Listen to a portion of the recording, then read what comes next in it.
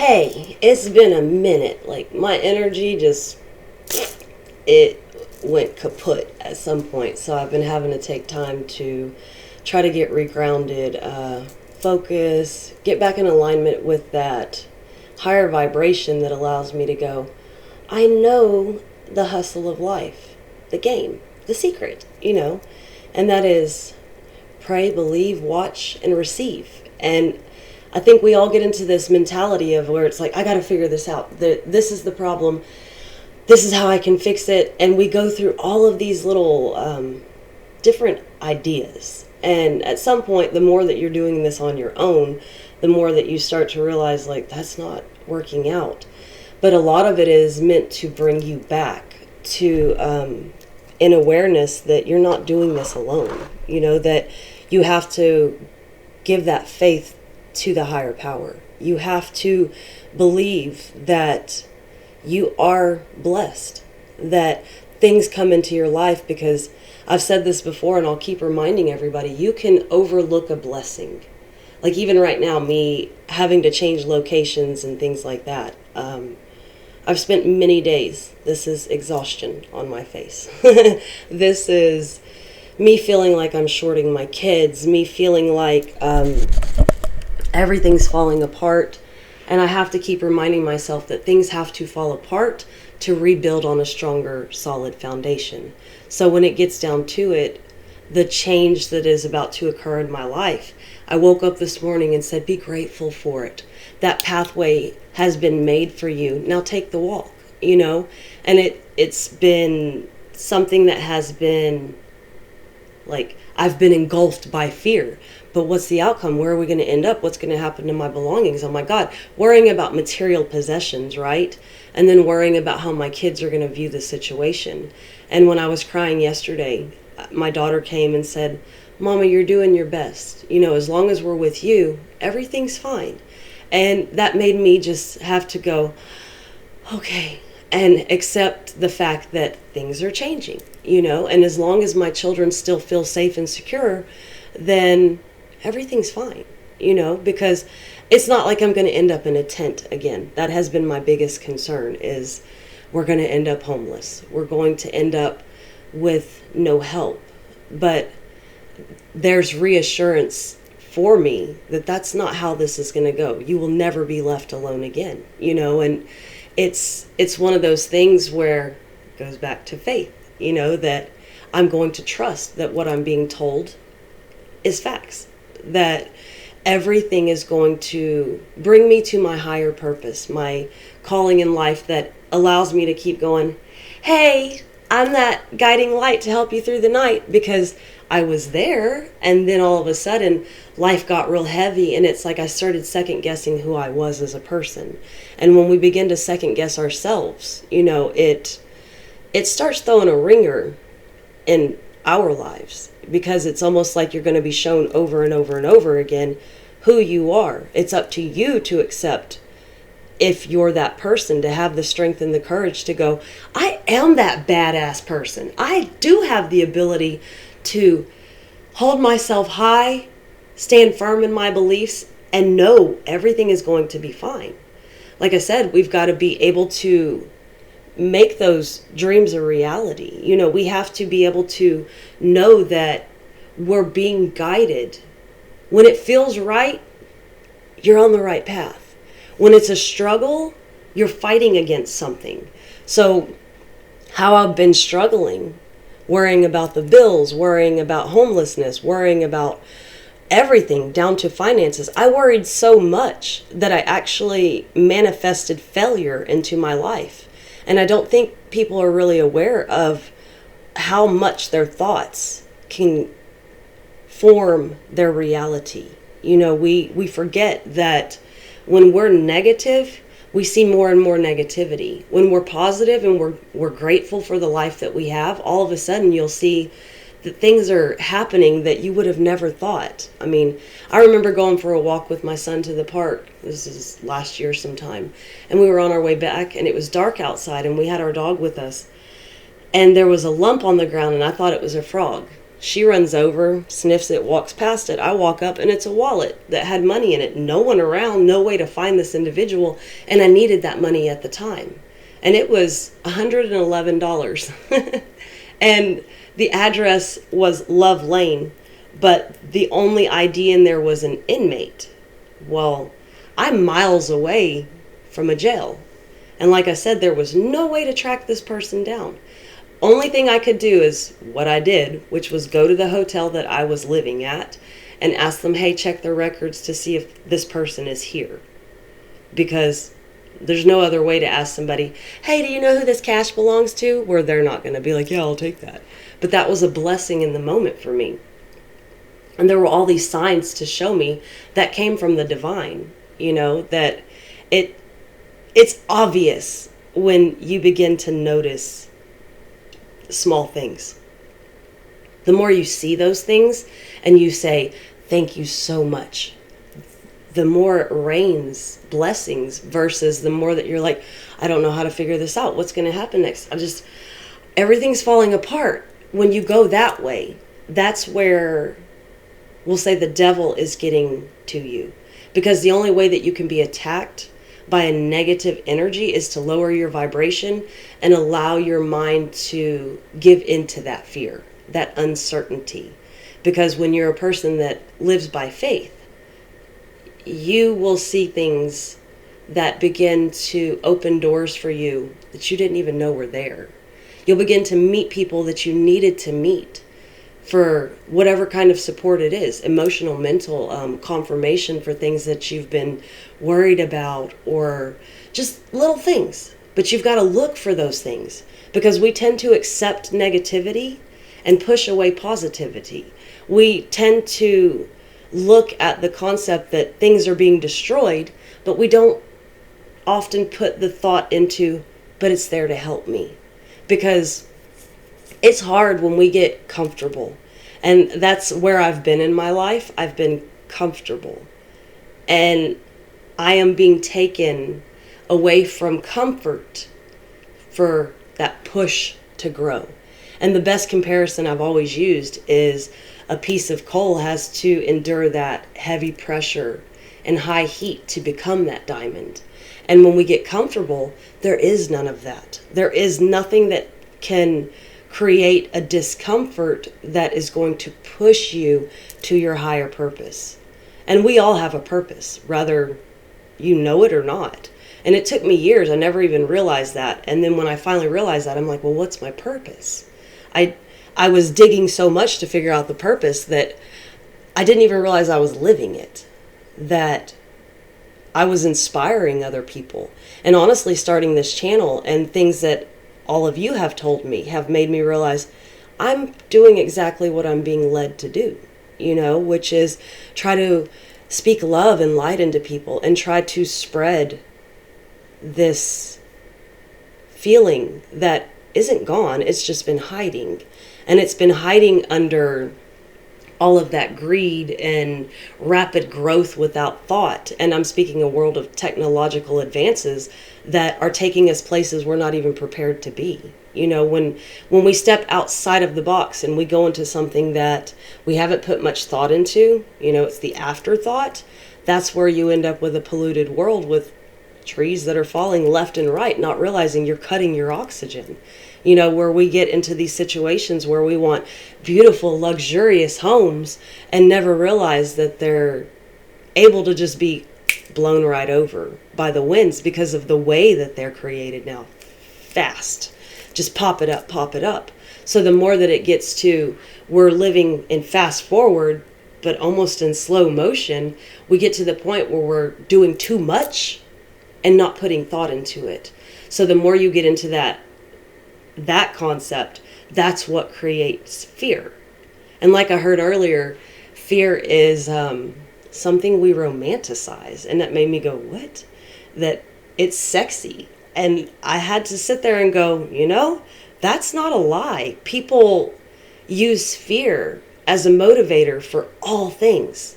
Because when you can put fear into people, you can sell them a remedy. You can give them something that allows them to think that they're free.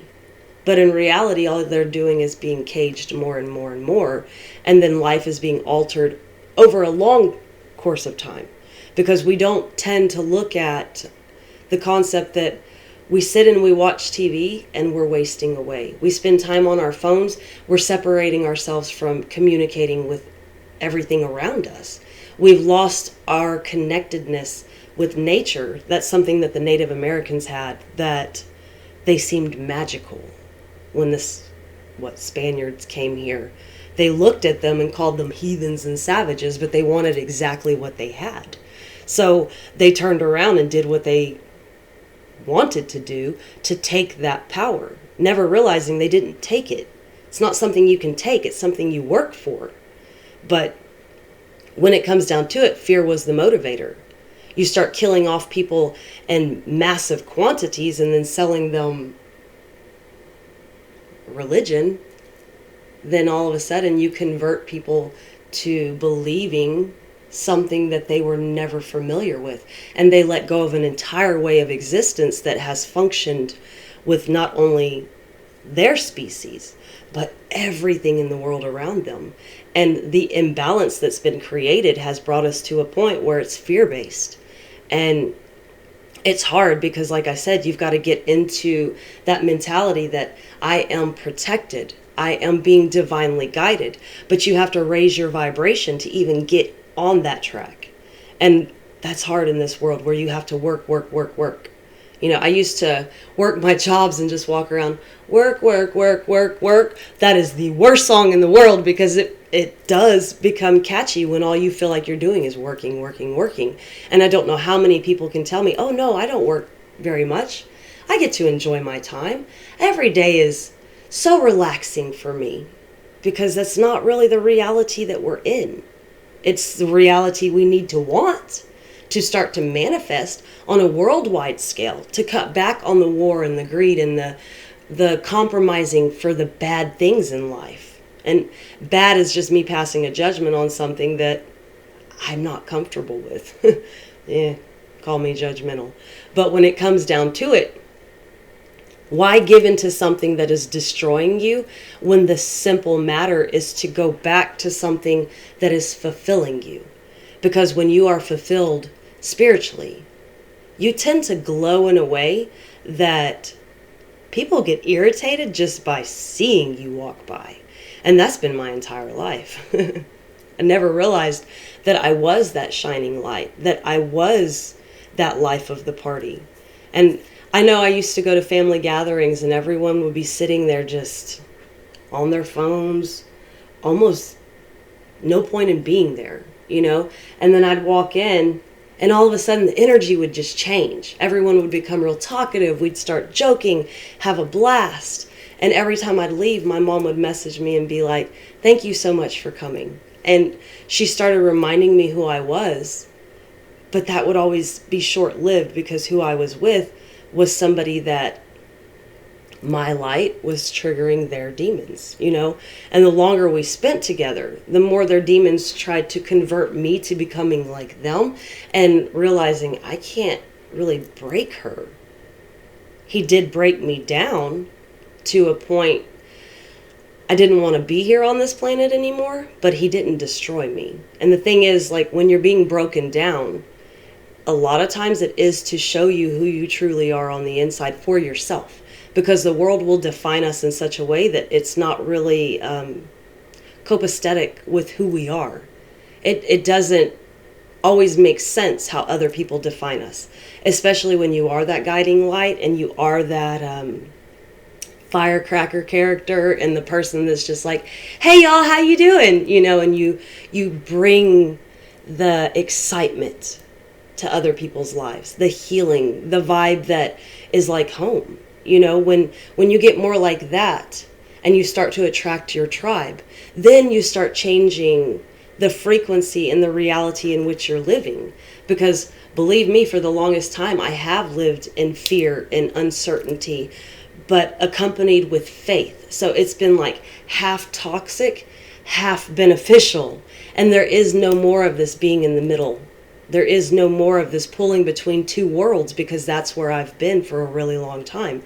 And that comes down to the uncertainty, thinking I have to figure it out.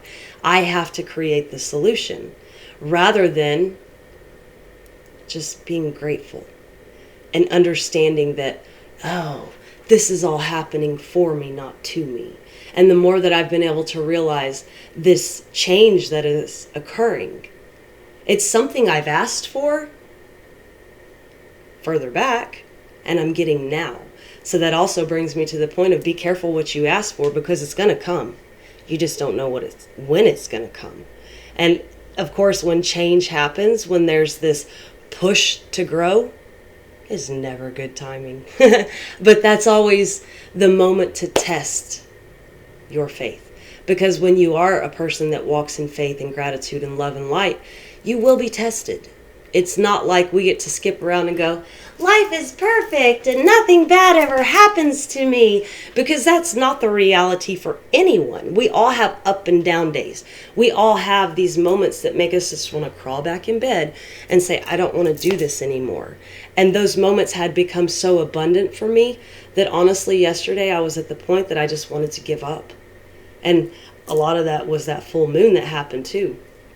Just the shifts in energy that occur in the world around us. Because if you could actually see it like laser beams, you'd just be like, oh my God, what is going on? Ah, stars are falling from the sky, save me. I mean, if you could see how the energy actually moved around you, it would affect you differently. But for the fact that this is all invisible, you have to open up your mind to the concept that it's going to happen.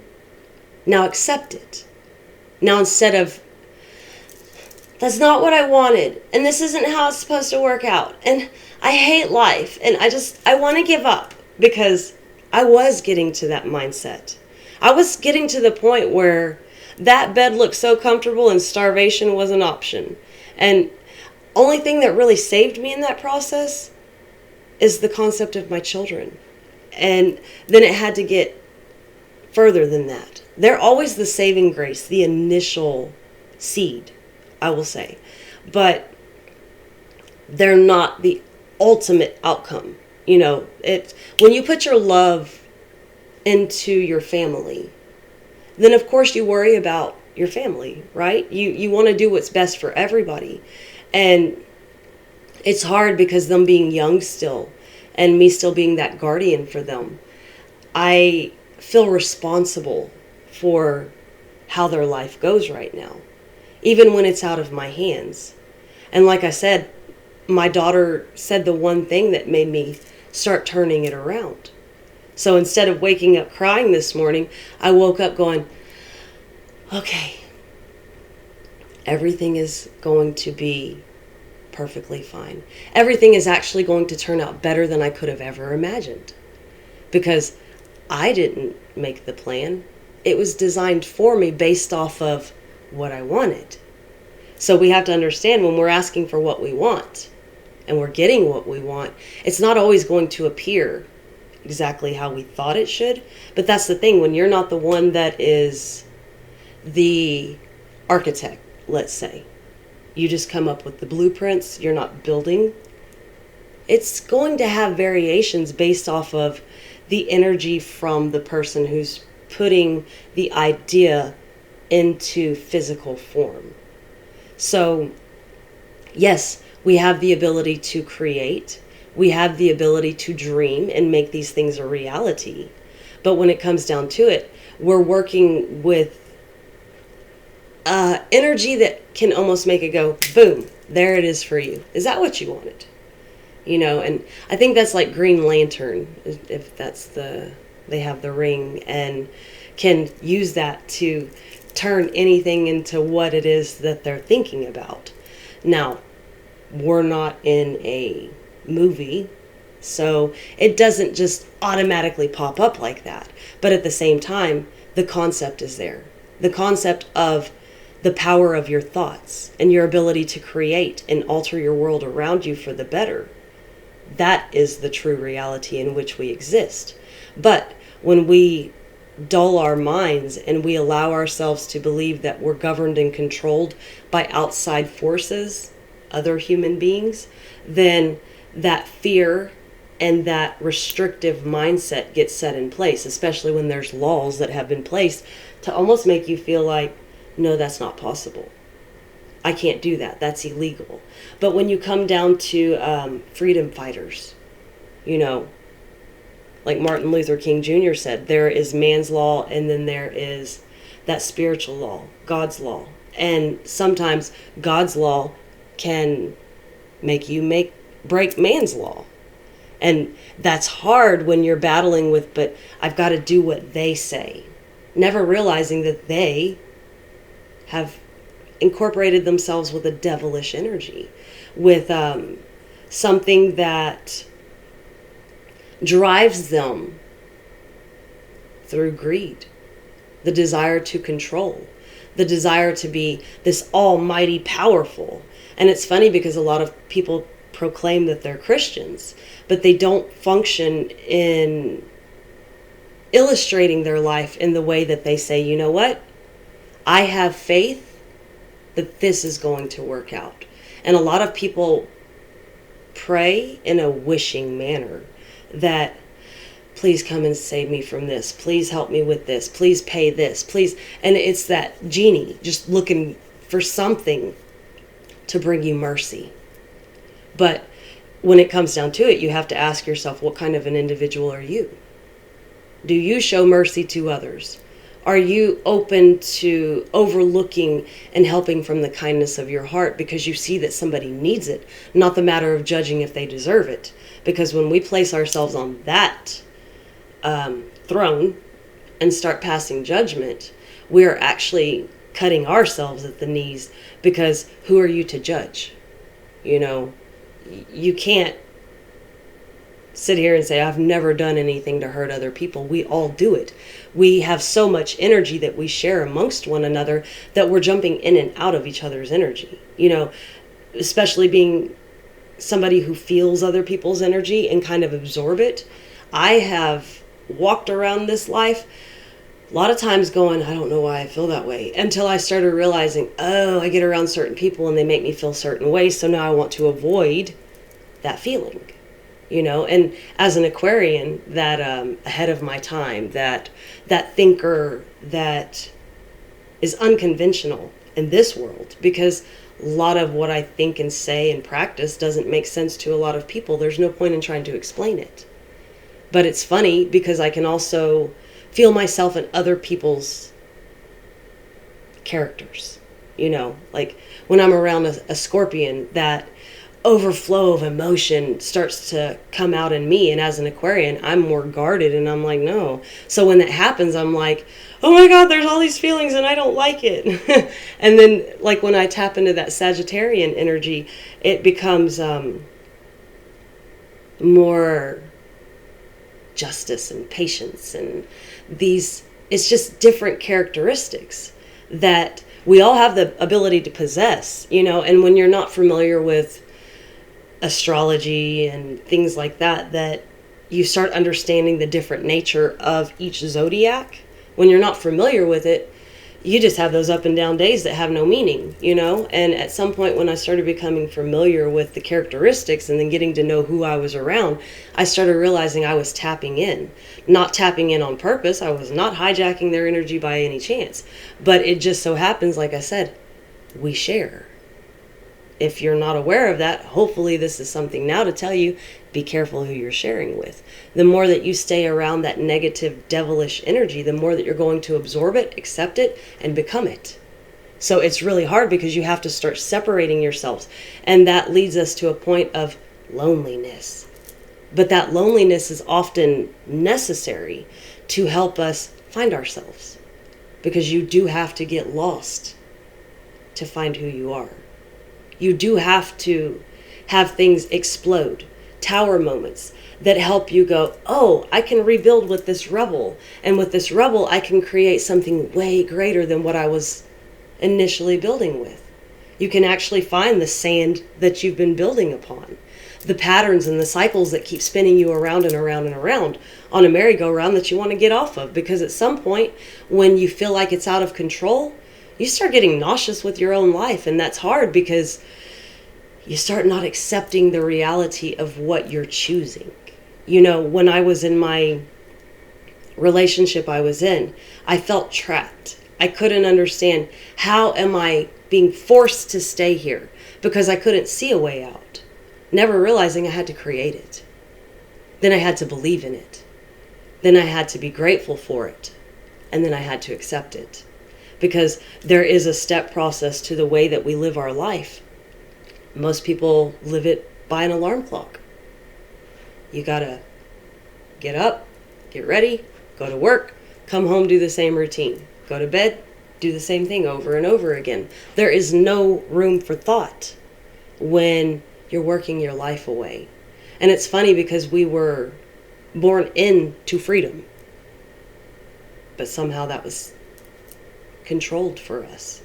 But that is the game of the wicked nature of a lot of people that are in control of the world that we live in. In their mind, they're in control.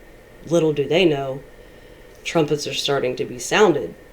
Those that are deaf to the reality of the higher power can't hear it.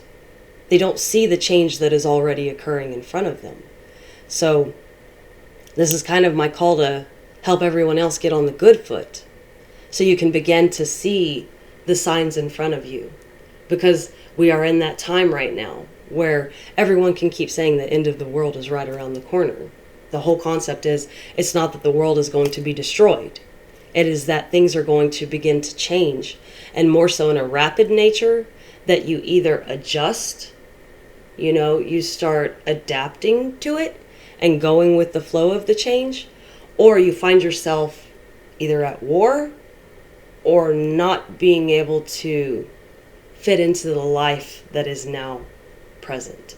And for a lot of people that live in that wicked way of being, they're going to have a hard time when the world goes back to sharing, loving, and caring. Because there's no control in that. There's gratitude. There's more abundance. It's more sharing amongst ourselves, helping each other to heal and grow. We have the ability to do that for one another. We have the ability to go, you're fucking awesome. I love you. I don't even know you, but I love the smile on your face. I love how I saw you interact with your kids. I love that you have this boss energy about you. Because when we can recognize that in one another, we begin to build that within ourselves.